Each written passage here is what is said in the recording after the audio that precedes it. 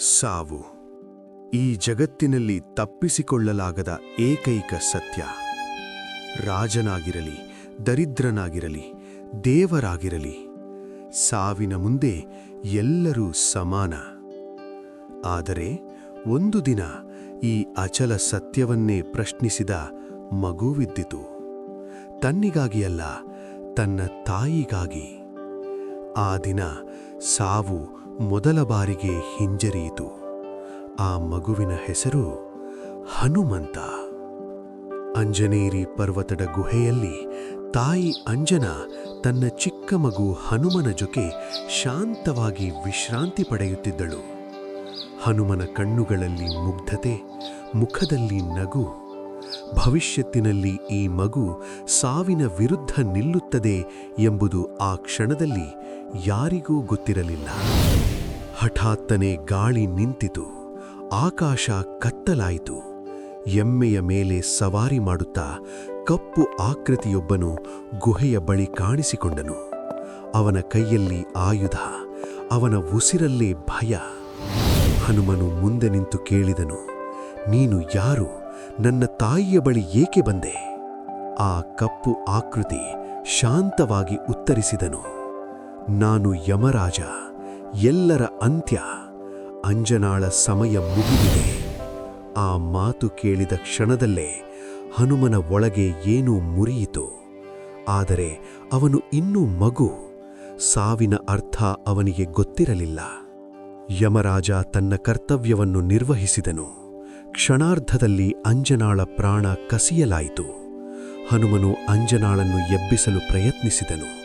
ಎದ್ದೇಳು ತಾಯಿ, ನನ್ನ ಜೊತೆ ಮಾತಾಡು. ಆದರೆ ಉತ್ತರ ಬಂದಿಲ್ಲ. ಆ ಮೌನವೇ ಪ್ರಳಯದ ಆರಂಭವಾಯಿತು. ಹನುಮನು ಅಳಲಿಲ್ಲ. ಅವನು ಘರ್ಜಿಸಿದನು, ಇಂದು ನನ್ನ ತಾಯಿ ಬದುಕುತ್ತಾಳೆ, ಇಲ್ಲವೇ ಈ ಪ್ರಪಂಚದಲ್ಲಿ ಸಾವು ಇರುವುದಿಲ್ಲ. ಆ ಘರ್ಜನೆಯೊಂದಿಗೆ ಮಗು ಹನುಮನು ಮಹಾಕಾಲನ ರೂಪ ತಳೆದನು. ಅವನ ದೇಹದಿಂದ ಬೆಳಕು ಹೊರಹೊಮ್ಮಿತು. ಲೋಕವೇ ನಡುಗಿತು. ಕೋಪಗೊಂಡ ಹನುಮಂತನು ಆಕಾಶವನ್ನು ಚೀರುಕೊಂಡು ಯಮಲೋಕದತ್ತ ಹಾರಿದನು. ದೇವರುಗಳು ಅಡಗಿಕೊಂಡರು. ಯಮದೂತರು ಭಯದಿಂದ ಓಡಿದರು. ಹನುಮನು ಯಮಲೋಕದ ದ್ವಾರಗಳ ಬಳಿ ನಿಂತು ಘರ್ಜಿಸಿದನು, ಯಮರಾಜ, ಹೊರಗೆ ಬಾ. ಸಾವಿರಾರು ಯಮದೂತರು ಹನುಮನ ಮೇಲೆ ಎರಗಿದರು. ಆದರೆ ಹನುಮನು ಒಬ್ಬನೇ ಸಾವಿನ ಸೇನೆಗೆ ಸಂಹಾರ ಮಾಡಿದನು. ಯಮರಾಜನ ಬಾಣಗಳು, ಗದೆಗಳು ಎಲ್ಲವೂ ಹನುಮನ ಮುಂದೆ ನಿರರ್ಥಕವಾದವು. ಕೊನೆಗೆ ಯಮರಾಜನೇ ನೆಲಕ್ಕುರುಳಿದನು. ಯಮರಾಜ ಕಣ್ಮರೆಯಾದನು. ಆದರೆ ಕ್ಷಣದಲ್ಲೇ ಮತ್ತೊಬ್ಬ ಯಮರಾಜ, ಮತ್ತೊಂದು ರೂಪ. ಹನುಮಂತ ಸಾವಿಗೆ ಸವಾಲ್ ಹಾಕಿದನು. ಯಮಲೋಕ ನಡುಗಿತು. ಯಮರಾಜ ನೆಲಕ್ಕುರುಳಿದನು. ಆದರೆ ಸಾವು ಸೋಲುವುದಿಲ್ಲ. ಕ್ಷಣಾರ್ಧದಲ್ಲಿ ಒಬ್ಬ ಯಮರಾಜ, ಮತ್ತೊಬ್ಬ, ಮೂರನೆಯ ಯಮರಾಜ. ಹನುಮಂತನ ಮುಂದೆ ಸಾವೇ ಸಾವಿನ ರೂಪಗಳಲ್ಲಿ ನಿಂತಿತು. ಹನುಮನು ಗಂಭೀರವಾಗಿ ನಿಂತು ಕೇಳಿದನು, ಇಷ್ಟು ಯಮರಾಜರ ಯಾರು ನಿಜವಾದವನು? ಆಕಾಶದ ಎಲ್ಲಾ ದಿಕ್ಕುಗಳಿಂದ ಧ್ವನಿ ಕೇಳಿಸಿತು, ಸಾವು ಒಂದಲ್ಲ ಹನುಮ, ಅದು ಅನೇಕ ರೂಪಗಳು. ನೀನು ಒಂದನ್ನು ಸೋಲಿಸಿದರೂ ಮತ್ತೊಂದು ನಿನ್ನ ಮುಂದೆ ನಿಲ್ಲುತ್ತದೆ. ಯಮಲೋಕ ಮತ್ತೊಮ್ಮೆ ಕತ್ತಲಾಯಿತು. ಸಾವಿನ ವಿವಿಧ ರೂಪಗಳು ಹನುಮನ ಮೇಲೆ ಎರಗಿದವು. ರೋಗವಾಗಿ, ಕಾಲವಾಗಿ, ಅಪಘಾತವಾಗಿ, ಯುದ್ಧವಾಗಿ. ಹನುಮನು ಎಲ್ಲವನ್ನೂ ಎದುರಿಸಿದನು. ಅವನು ಅರಿತನು, ಇದು ಯುದ್ಧವಲ್ಲ, ಇದು ನಿಯಮಗಳ ಪ್ರಶ್ನೆ. ಹನುಮನು ತನ್ನ ಗದೆಯನ್ನು ಕೆಳಗಿಟ್ಟು ಹೇಳಿದನು, ನೀನು ಕರ್ತವ್ಯ ಮಾಡುತ್ತಿದ್ದೀಯಾ ಯಮ? ಆದರೆ ಕರ್ತವ್ಯಕ್ಕೆ ಕರುಣೆ ಇಲ್ಲವೇ? ಯಮರಾಜ ಉತ್ತರಿಸಿದನು, ಕರುಣೆ ದೇವರಿಗೆ, ನಿಯಮ ನನಗೆ. ಈ ಮಾತು ಹನುಮನ ಹೃದಯವನ್ನೇ ಕದಲಿಸಿತು.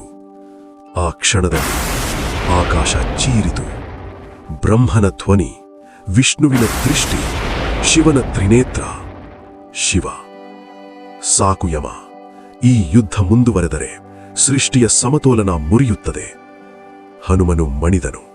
ಶಿವನು ಹನುಮನತ್ತ ನೋಡಿ ಹೇಳಿದರು, ತಾಯಿಯ ಪ್ರೀತಿಗೆ ಸಾವು ಕೂಡ ತಲೆಬಾಗಬೇಕು.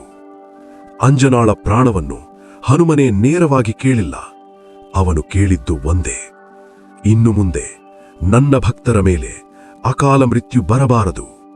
ಶಿವನು ಆಶೀರ್ವದಿಸಿದನು. ಅಂಜನಾ ಮರುಜನ್ಮ ಪಡೆಯುತ್ತಾಳೆ. ಹನುಮನು ಅರಿತನು, ಸಾವು ಸೋಲಲ್ಲ, ಅದು ಮಾರ್ಗ. ಆದರೆ ಭಕ್ತಿ ಅದು ಶಾಶ್ವತ.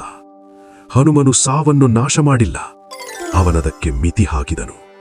ಅದಕ್ಕೆ ಇಂದು ಕೂಡ ಭಯದ ಕ್ಷಣದಲ್ಲಿ ನಾವು ಹೇಳುವುದು ಒಂದೇ ಹೆಸರು, ಜೈ ಹನುಮಾನ್.